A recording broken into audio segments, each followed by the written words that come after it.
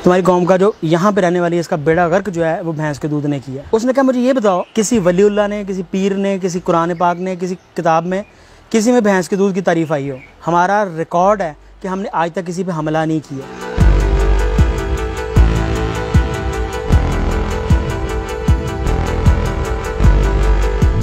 मुझे गोरे ने कहा कि पाकिस्तानी जो है ना, ये काम नहीं करते या जो करना चाहते हैं वो नहीं करते। उसने मुझे पंजाबी की ख़ास तौर पर पाकिस्तानी की एक अमूमी निशानी बताई। उसने कहा बाज़ार में खड़े होकर देख लें, आपको दो पाँव पे खड़ा बंदा नज़र नहीं आएगा। कभी ये राइट पाँव पे हो जाएंगे, कभी ये लेफ़्ट के ऊपर हो जाएंगे, कभी पीछे मोटरसाइकिल का सहारा ले लेंगे, कभी दीवार के साथ। दुनिया में 4 रेसेस हैं, black, yellow, white and 4th is the amber nation, जो हम गंदमी हैं। अल्लाह ताला ने काले को, जो ब्लैक नेशन है, उसको ताकत बड़ी दी, बहुत सारी ताकतें उसको, ज़ोर, गेम्स में, जंप में, रेसें लगाने में, भागने में, मार कटाई में, वो बड़ा आगे है। गोरे को उसने इंटरप्रेट करने की और 2 चीज़ों को मिला के तीसरी चीज़ को पेश करने की या साइंटिफिक रीजनिंग की या मिल के काम करने की बड़ी सलाहियत दी। वो 4 लोग बैठ के ये नहीं सोच रहे होते कि हमने 3 को निकालना कैसे है, वो काम कर रहे होते हैं।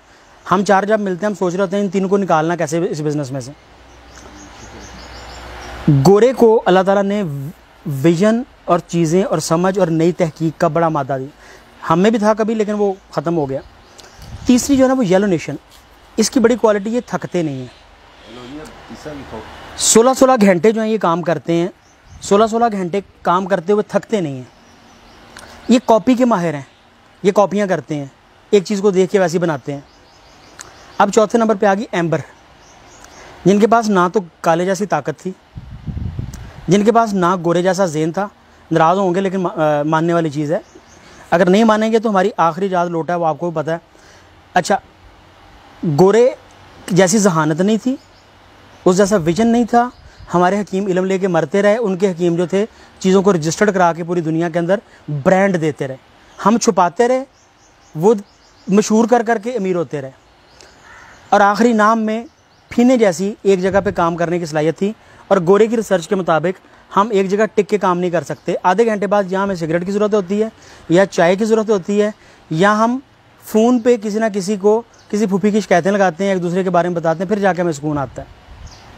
अब गोरे का कहना था कि आपके ख्याल में बताएं कि क्या वजह। मैंने उसको 20 वजह बताई। गर्मी बड़ी होती है, कभी सर्दी पड़ती है, हमारी खुराक सही नहीं है, हमारा फलां सही नहीं है, मौसम नहीं ठीक है, सियासतदान अच्छे नहीं हैं। मैंने 20 वजह उसको बताई। वो उसका खैर वो काफ़ी बड़े सर वाला था, वो सर लाता रहा नो। आखिरी रीज़न जो उसके मुताबिक, मैं उससे कुछ हद तक वैसे पार्शली एग्री भी करता हूँ, उन्होंने कहा mister Sandhu, the only thing which I think about your nation is the buffalo milk. तुम्हारी कौम का जो यहाँ पे रहने वाली है इसका बेड़ा गर्क जो है वो भैंस के दूध ने किया। उन्हें दुनिया के 187 मुल्क हैं और सिर्फ 3 मुल्कों में दूध पिया जाता है भैंस का, और ये पट्टी में तीनों मौजूद हैं।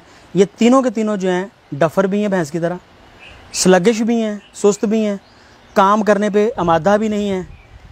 उसने कहा मुझे ये बताओ कि इल्हामी किताबों, किसी वलीउल्लाह ने, किसी पीर ने, किसी कुरान पाक ने, किसी किताब में, किसी में भैंस के दूध की तारीफ़ आई हो? अब मेरी सर लाने की बारी थी, नहीं आई।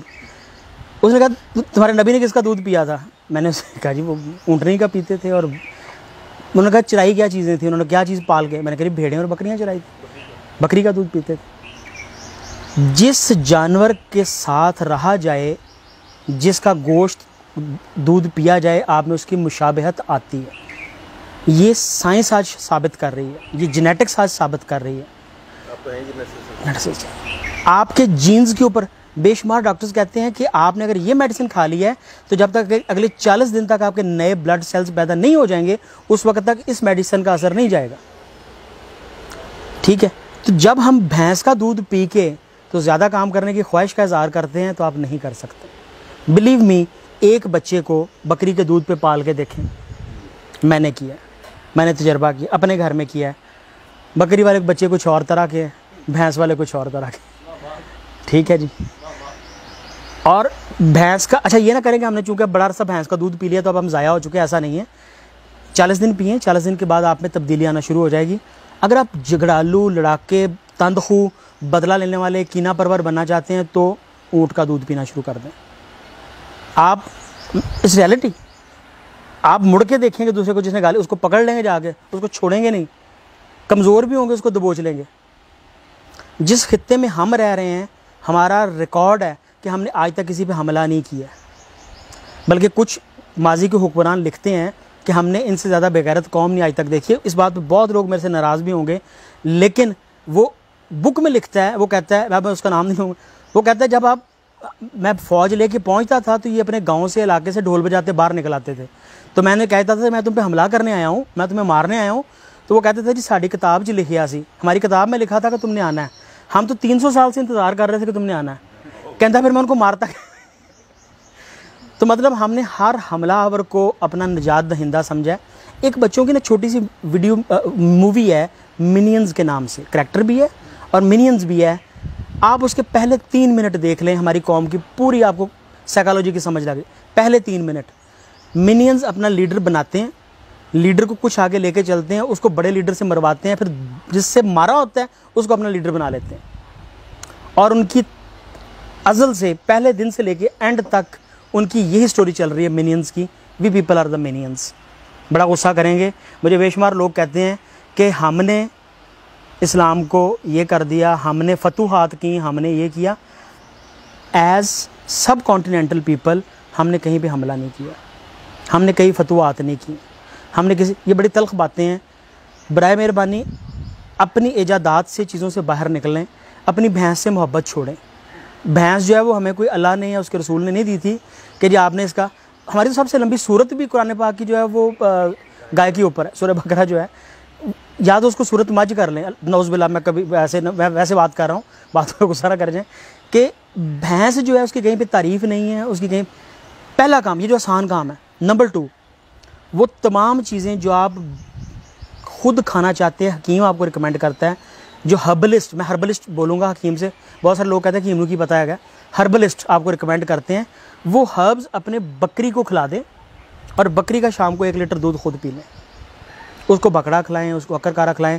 आप में जो मर्दानगी की कमियां ना इस कौम में, वो सारी पूरी हो जाएंगी। आप उसको वो खिलाएं, आप बकरा खिला के उसका दूध पी लें, आपके अगर जोड़ों में दर्द रहेगी मुझे बताइएगा, आपकी एक्टिवनेस चेंज हो जाएगी। मैं जापान में रहा, मैंने जापान में जाके देखा, मैंने उनकी 90 साल की ख़वातीन जॉगिंग करती हुई देखी। 100 साल की लड़कियाँ, मैं 100 साल की लड़कियाँ कहूँगा, वो बड़ी माइंड करती थी। मैंने उससे उम्र पूछी तो मुझे कहती है मैं ज़रा अपना ध्यान नहीं रखती तो लगती ज़्यादा हूँ, लेकिन एक्चुअली मेरी उम्र जो है ना वो 90 साल है। मैं लगती ज़्यादा हूँ लेकिन मेरी उम्र 90 साल की है। तो मतलब वो 90 साल की उम्र में भी कॉन्शियस थी कि मेरी उम्र जो है ना ज़्यादा लग रही है। तो मैंने उनसे पूछा कि रीज़न, उन्होंने 2 रीज़न्स मुझे बताई। मैं बड़ा इंप्रेस, एक तो उन्होंने कहा जी हम हर्ब्स खाते पीते सब कुछ, दूसरा उन्होंने कहा जी हम बीन्स खाते हैं, sprouted beans, bean sprouts the ideal thing for that. आप तमाम खुराक छोड़ दें, ये खा लें, 7 दिन के बाद आप फील करेंगे आप नए इंसान बन रहे हैं। उगते हुए बीन्स खाना, मुग़ल खाया करते थे, बड़े बादशाह खाए। आज के जितने बादशाह जिनसे मेरा ताल्लुक़ है, मैं सबको देखता हूँ वो सारे के सारे बीन स्प्राउट्स खाते हैं।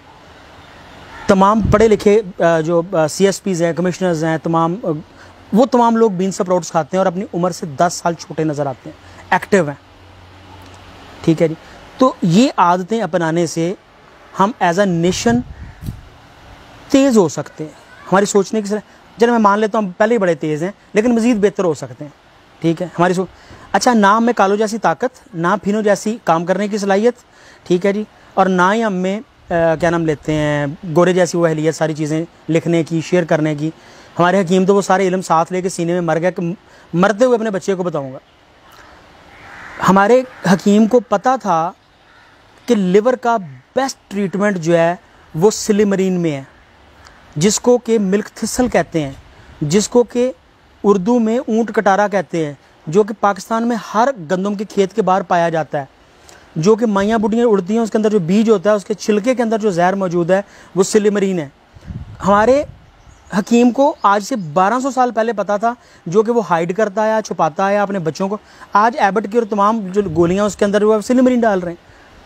वो कहते हैं लिवर फट ना गया हो, ये वापस ले आता है। और आज भी उसके ऊपर लिखते हैं mode of action is still unknown, mode of action is still unknown. लेकिन आपके लिवर को, शराबी से शराबी आदमी और बीमार से बीमार आदमी, लिवर का ये अगर खाना शुरू करता है तो उसका लिवर जो है वो 1 हफ्ते 15 दिन में वापस आ जाता है। हर्ब्स के